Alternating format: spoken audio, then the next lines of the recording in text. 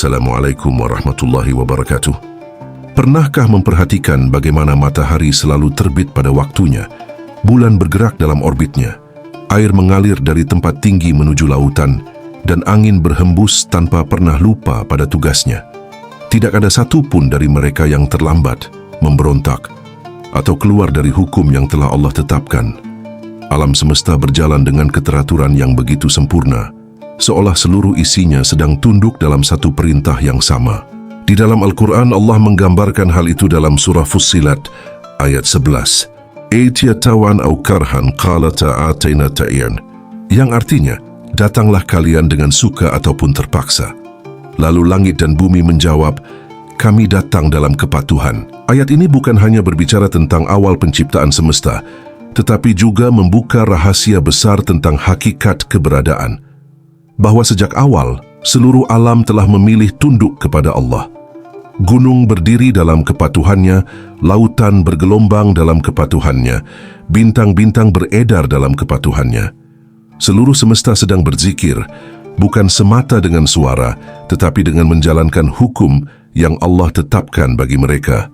Lalu muncul pertanyaan, jika alam semesta saja tidak pernah keluar dari jalurnya, bagaimana dengan manusia? Kita melafalkan zikir dengan lisan, menyebut subhanallah, alhamdulillah, Allahu Akbar. Tetapi, apakah hati sudah benar-benar hadir? Apakah hidup ini sudah berjalan dalam kepatuhan yang sama seperti langit, bumi, dan seluruh ciptaannya? Mungkin inilah yang perlu direnungkan. Jangan-jangan zikir bukan sekadar apa yang diucapkan, melainkan bagaimana hidup itu sendiri menjadi bentuk kepatuhan kepada Allah. Karena alam tidak pernah berhenti berzikir, sementara manusia diberi kebebasan untuk memilih apakah ingin selaras dengan kehendaknya atau terus sibuk mengikuti egonya sendiri. Maka ini bukan hanya tentang alam, bukan pula sekadar tentang ayat penciptaan. Ini adalah ajakan untuk melihat kembali posisi manusia di tengah semesta yang semuanya sedang tunduk. Ketika seluruh ciptaan berkata, kami datang dengan patuh, pertanyaannya tinggal satu. Sudahkah hati, ucapan, dan laku hidup kita benar-benar menuju ke sana? Jika memperhatikan alam dengan lebih tenang, akan terlihat bahwa tidak ada satu pun yang bergerak secara sia-sia. Segala sesuatu memiliki jalur, memiliki aturan, dan berjalan tanpa pernah menyimpang. Matahari tidak pernah memilih untuk tidak terbit, bumi tidak pernah berhenti berputar, dan air tidak pernah mengalir ke arah yang berlawanan dari hukum yang telah ditetapkan baginya. Semua berjalan dalam satu irama yang sama, sebuah kepatuhan yang tidak terputus. Dalam Al-Quran dijelaskan dalam surat Al-Isra ayat 44, yang artinya, langit yang 7, bumi dan semua yang ada di dalamnya bertasbih kepada Allah, dan tidak ada sesuatu pun melainkan bertasbih dengan memujinya, tetapi kalian tidak memahami tasbih mereka. Ini bukan sekadar gambaran puitis, tetapi sebuah kenyataan bahwa setiap ciptaan hidup dalam kesadaran keberadaannya di bawah kehendak Allah.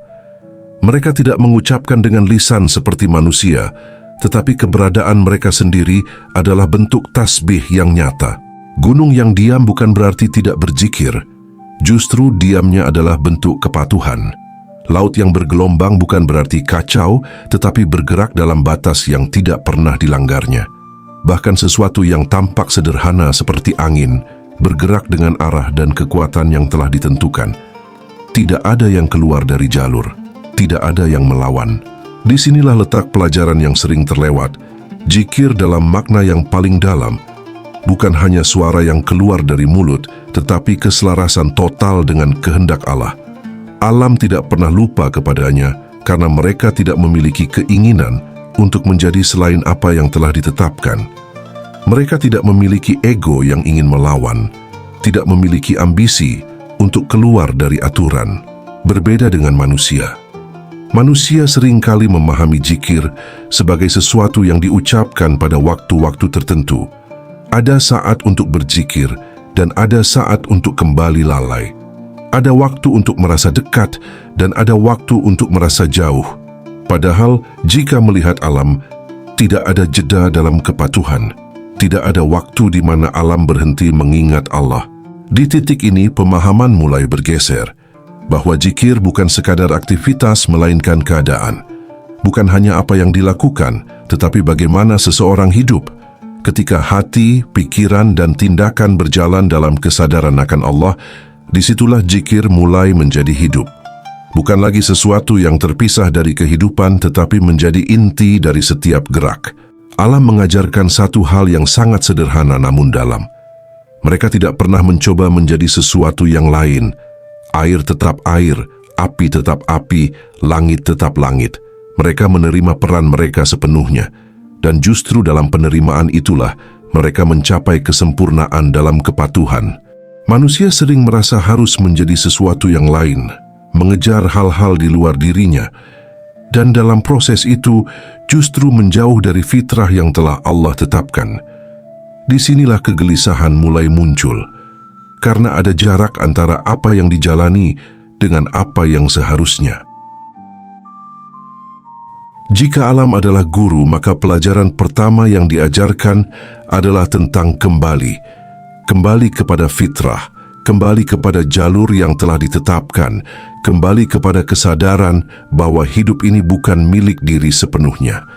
Ada kehendak yang lebih besar yang sedang bekerja di balik setiap kejadian, dan mungkin disitulah awal dari zikir yang sebenarnya.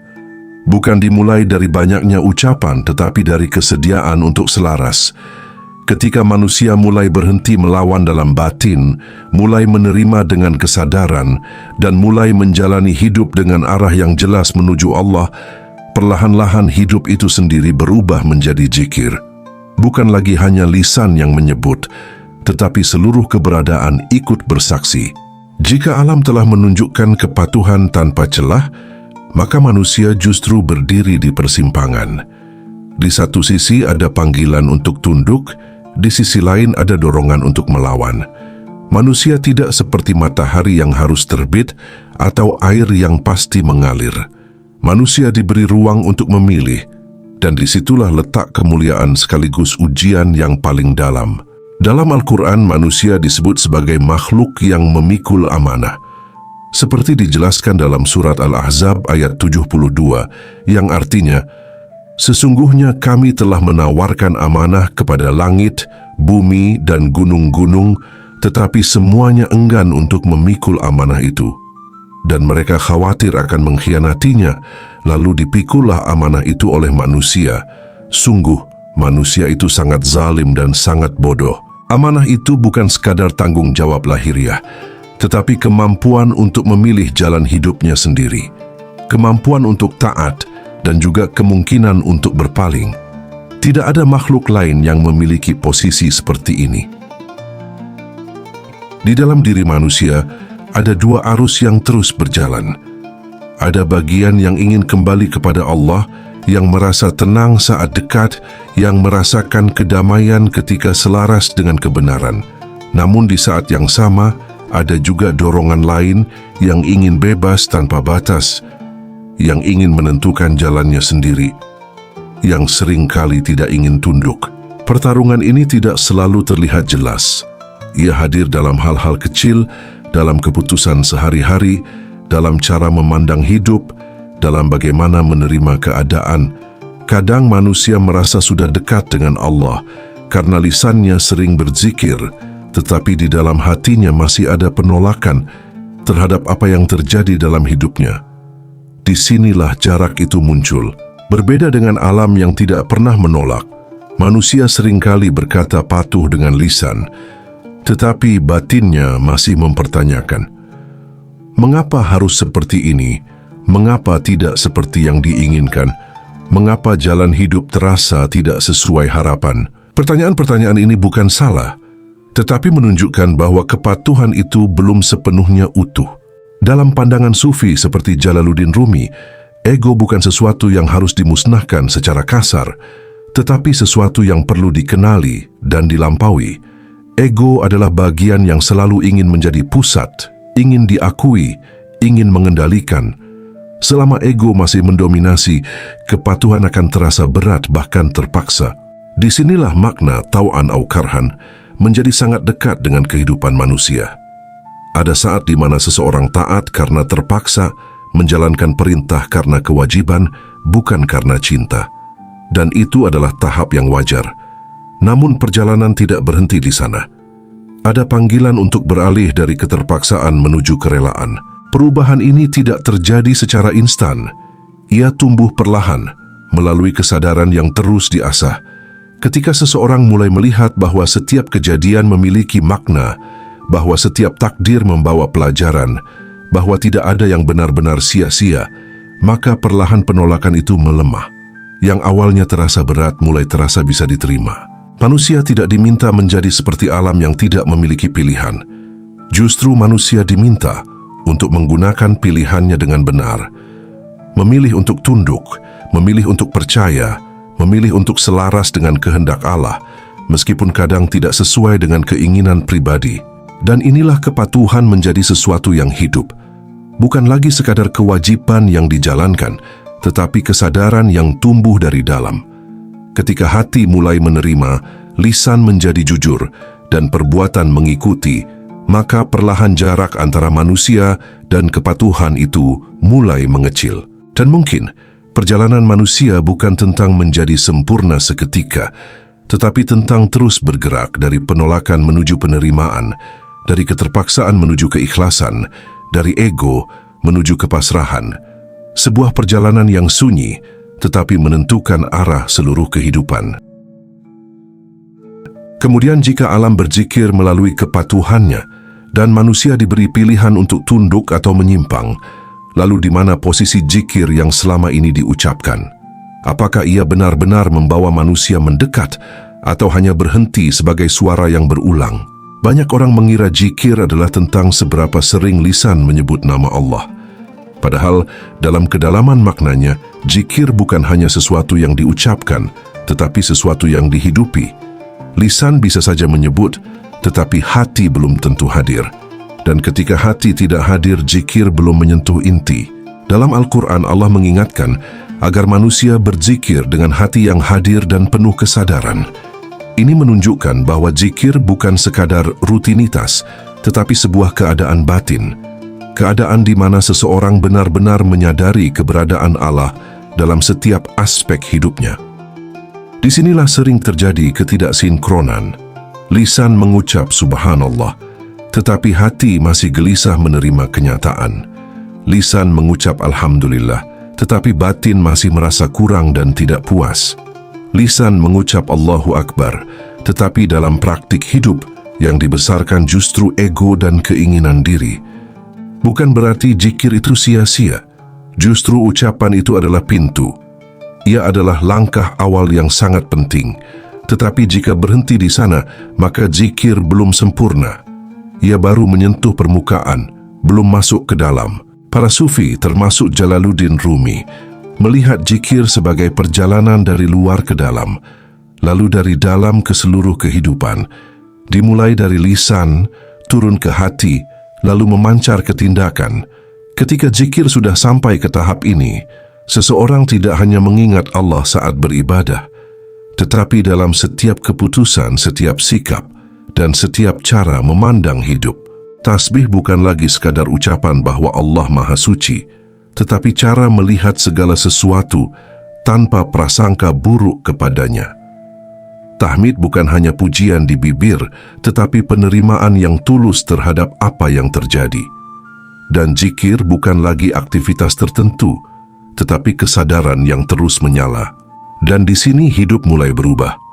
Bukan karena keadaan di luar yang selalu baik, tetapi karena cara memandang yang menjadi lebih jernih. Apapun yang terjadi tidak lagi langsung ditolak, tetapi dipahami sebagai bagian dari kehendak Allah. Bukan berarti pasrah tanpa usaha, tetapi menjalani usaha dengan hati yang tetap terhubung. Perjalanan ini tidak mudah. Akan ada banyak momen di mana lisan masih mendahului hati. Akan ada saat di mana seseorang tahu apa yang benar, tetapi belum mampu sepenuhnya menjalaninya. Namun justru disitulah prosesnya. Sedikit demi sedikit, jarak antara ucapan dan kenyataan hidup diperkecil, sampai pada suatu titik, zikir tidak lagi terasa sebagai sesuatu yang harus dilakukan, tetapi menjadi sesuatu yang mengalir dengan sendirinya. hati menjadi lebih tenang, ucapan menjadi lebih jujur, dan perbuatan mulai selaras tanpa dipaksakan. Dan mungkin disitulah awal dari kehidupan yang benar-benar hidup. Ketika tidak ada lagi jarak yang jauh antara apa yang diucapkan, apa yang dirasakan, dan apa yang dilakukan. Ketika zikir tidak hanya terdengar, tetapi terlihat dalam cara seseorang menjalani hidupnya setiap hari. Dan dari seluruh pembahasan ini, semua bermuara pada satu hal, yaitu keselarasan. Keselarasan antara hati, ucapan, dan perbuatan. Karena manusia tidak cukup hanya mengetahui kebenaran, tidak cukup hanya mengucapkannya, dan tidak cukup hanya menampilkannya di luar. Semua itu harus bertemu dalam satu arah yang sama. Inilah yang dalam makna terdalam disebut sebagai iman. Bukan sekadar keyakinan yang tersimpan di dalam hati, tetapi keyakinan yang hidup dalam ucapan dan nyata dalam perbuatan. Ketika hati percaya kepada Allah, lisan mengakuinya, dan hidup berjalan dalam kepatuhan kepadanya, maka disitulah iman mulai menjadi nyata. Namun ada satu hal penting yang perlu dipahami. Tidak semua keselarasan berarti iman, karena seseorang bisa saja selaras dalam kesalahan. Hatinya yakin, lisannya berbicara, dan perbuatannya konsisten, tetapi arah yang diikuti adalah ego dan hawa nafsu. Maka inti iman bukan hanya tentang selaras, tetapi tentang kepada siapa keselarasan itu diarahkan. Disinilah manusia kembali belajar dari alam. Matahari tidak bergerak untuk dirinya sendiri, laut tidak bergelombang untuk kepentingannya sendiri. Seluruh semesta bergerak dalam kehendak Allah. Tidak ada yang berjalan berdasarkan ego. Dan justru karena itulah alam berada dalam ketenangan, sementara manusia sering kehilangan tenang karena terlalu sibuk menjadi pusat bagi dirinya sendiri. Ingin semua sesuai keinginan, ingin hidup mengikuti rencana pribadi, ingin segala sesuatu berjalan berdasarkan apa yang dianggap baik oleh ego. Ketika kenyataan tidak sesuai harapan, hati mulai gelisah, marah, kecewa, bahkan mempertanyakan hidup. Padahal bisa jadi, kegelisahan itu muncul karena ada jarak antara kehendak manusia dengan kehendak Allah. Ada penolakan halus yang tidak disadari. Lisan masih berzikir, tetapi batin belum benar-benar tunduk. Dan selama penolakan itu masih ada, ketenangan tidak akan pernah utuh. Dalam pandangan sufi, perjalanan spiritual bukan tentang menjadi manusia yang terlihat suci, tetapi tentang kembali selaras. Kembali kepada fitrah awal, kembali kepada kesadaran bahwa manusia hanyalah bagian kecil dari semesta yang seluruhnya sedang tunduk kepada Allah. Maka perjalanan ini sebenarnya adalah jalan pulang. Pulang dari ego menuju kepatuhan. Pulang dari kesibukan dunia menuju kesadaran, pulang dari keterpisahan menuju kedekatan dengan Allah. Dan mungkin itulah makna terdalam dari zikir. Bukan hanya mengingat Allah dengan lisan, tetapi hidup dalam keadaan yang terus mengarah kepadanya.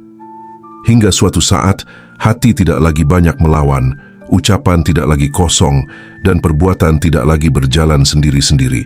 Semua mulai menyatu dalam satu kesadaran yang sama, bahwa hidup ini bukan tentang menjadi besar di hadapan dunia, tetapi tentang belajar tunduk seperti alam semesta tunduk, belajar patuh tanpa kesombongan, belajar merunduk tanpa kehilangan arah.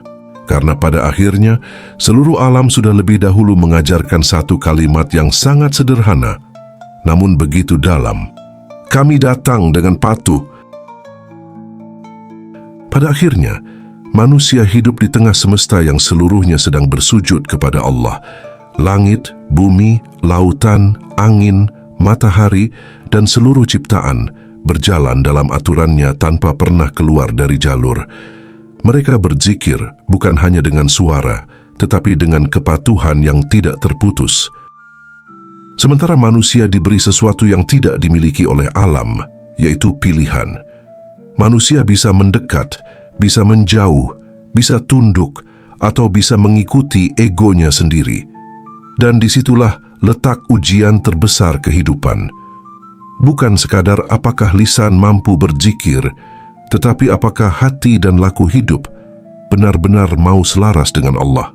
Karena zikir sejati bukan hanya ucapan yang terdengar, melainkan kesadaran yang hidup. Ketika hati mulai menerima, ketika ucapan menjadi jujur, dan ketika perbuatan perlahan berjalan dalam kepatuhan, maka hidup itu sendiri berubah menjadi zikir. Mungkin itulah perjalanan spiritual yang sebenarnya.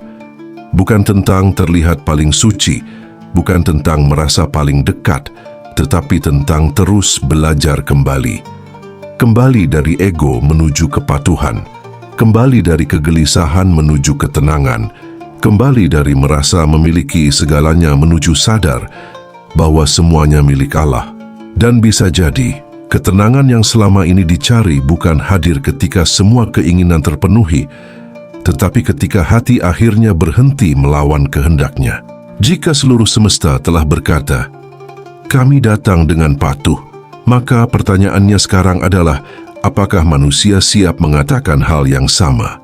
Dan jika hati ini ingin belajar kembali selaras dengan Allah, silahkan tulis di kolom komentar. Aku siap patuh. Bukan berarti sudah sempurna, tetapi sebagai niat untuk terus berjalan. Karena perjalanan menuju Allah selalu dimulai dari satu langkah kecil, yaitu kesediaan untuk tunduk. Terima kasih sudah menyaksikan dan merenungkan bersama sampai akhir. Semoga Allah melembutkan hati, menjernihkan langkah, dan menjadikan hidup ini bagian dari zikir yang tidak pernah terputus. Wassalamualaikum warahmatullahi wabarakatuh.